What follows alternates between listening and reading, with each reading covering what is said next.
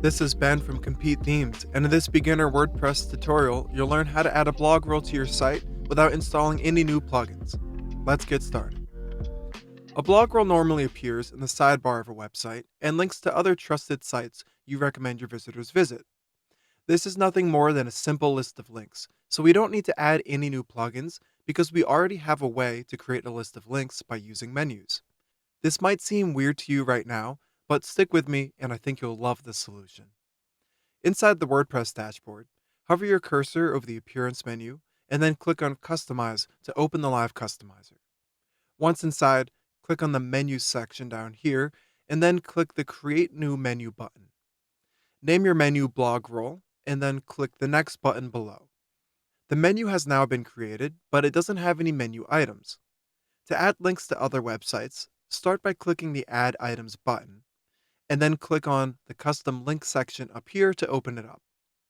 In here, I can type in any URL I want, and then give it an appropriate label so visitors know where it will take them when they click on it. Then I'll click Add to Menu to include the link in my menu. I'll speed things up while I add a couple more links to the menu in the same way. When you're finished adding the links, click the Publish button to save your changes. At this point, the blog roll is created, but it's not being displayed anywhere on the site.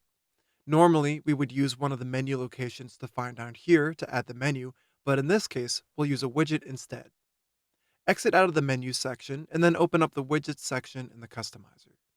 Choose the widget area you want to edit if you have multiple widget areas available, and then click the Add a Widget button at the bottom.